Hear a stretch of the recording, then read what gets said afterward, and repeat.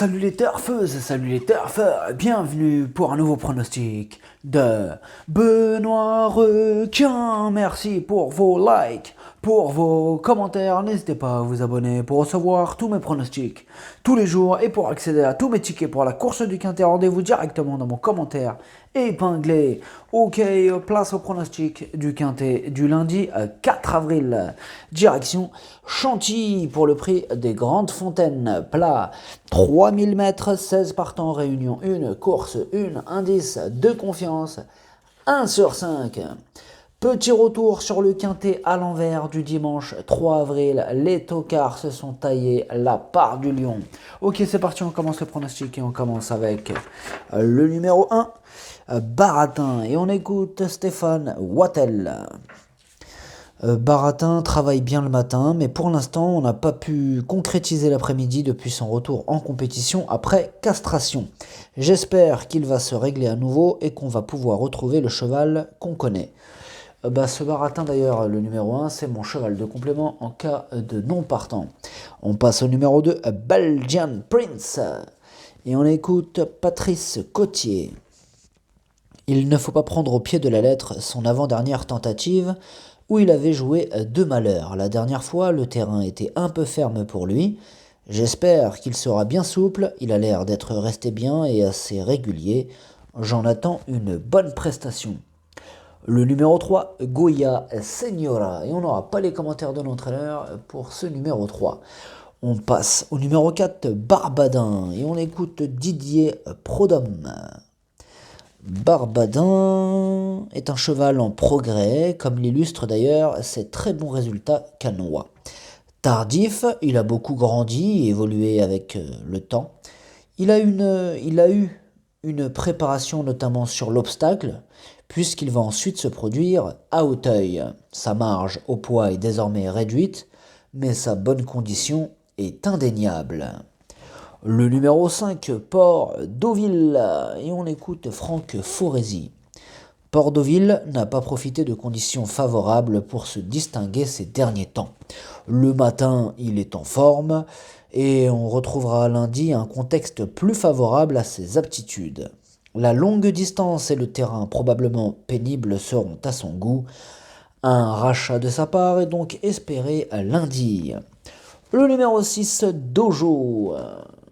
Et on écoute Pascal Barry. Dojo vient de s'imposer et a logiquement été remonté au poids. Il est dans un bel état de forme et il est bien placé à la corde. Le numéro 7, Moonwalk Step. Et on n'aura pas les commentaires de l'entraîneur pour ce numéro 7. On passe au numéro 8, Palpitator. On écoute Flavie Bresson.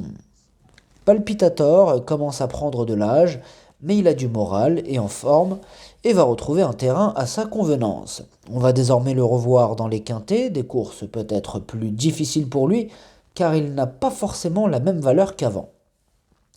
Je pense qu'on peut le voir pour une place, car certains de ses rivaux sont plus aguerris que lui au niveau des handicaps.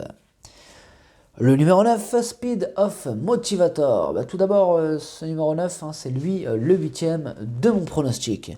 Eh bien, on écoute Alexandre Fracas. Speed of Motivator, comme prévu, a eu besoin de se remettre dans le bain lors de sa rentrée. Cette course lui a fait du bien. Il n'est peut-être pas à 100%, mais pas loin. Et surtout, ce qui me plaît, c'est qu'il retrouve le gazon et probablement le terrain bien souple qu'il affectionne. Il n'a pas de marge, mais avec un bon parcours, je serais déçu qu'il ne soit pas dans les 5 premiers.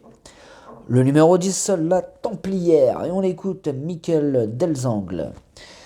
La Templière est bien, et le terrain souple, c'est son truc, j'en attends donc une bonne performance. Bien sûr, elle avait été pénalisée pour son dernier succès, mais je la pense encore compétitive à cette valeur, sans avoir beaucoup de marge pour autant.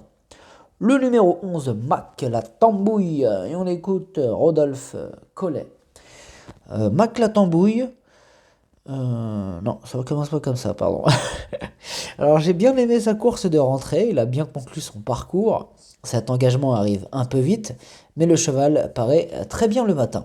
Il a beaucoup de fond, comme il l'avait démontré l'automne dernier lors de son succès sur cette piste. son aptitude aux salles pénibles. Désolé, c'est écrit comme ça, mais on a compris où est-ce que vous voulez en venir quand même. Ouais. On passe au numéro 12, Black Hawk. Et on n'aura pas les commentaires de l'entraîneur pour ce numéro 12. Le numéro 13, Escapade Nocturne. Et on écoute Axel Baron. En dernier lieu, il s'est bien défendu, étant finalement battu de peu pour un meilleur classement. En 33,5 de valeur, il ne dispose que de peu de marge au poids, mais une place n'est pas à exclure. De plus, je pense qu'il sera mieux sur les 3000 mètres, le gazon ne le dérange pas et sa forme est toujours bonne. Dès lors, avec un bon déroulement de course, une place n'est pas à exclure. Le numéro 14, Poets Quest, et on écoute Stéphane Wattel.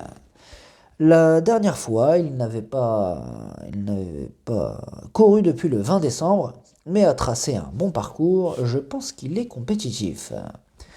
Eh bien, ce numéro 14, sachez que c'est mon deuxième cheval de complément en cas de non partant.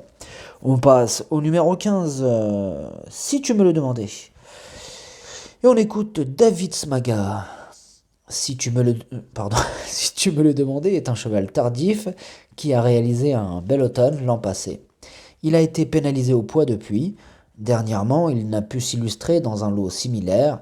Ce jour-là, il avait un numéro de corde en dehors qui n'a pas nécessairement servi à ses intérêts. Il faut le revoir avec un bon parcours. Le numéro 16, Let There Be Rock. Et on écoute Cédric Boutin. Cédric Boutin. Voilà, c'est bon, je l'ai retrouvé. Let There Be Rock. Avant le coup, je ne pensais pas le voir en première épreuve. Cela n'est pas évident, mais on le rallonge pour voir. Le pronostic, ça donne 6, 2, 11, 8, 5, 13, 4. Merci d'avoir suivi cette vidéo. N'hésitez pas à vous abonner pour recevoir tous mes pronostics tous les jours. Et pour accéder à tous mes tickets pour la course du Quintet, rendez-vous directement dans mon commentaire épinglé. À jouer avec modération. Bonne chance. Chopez-le-moi. Ciao.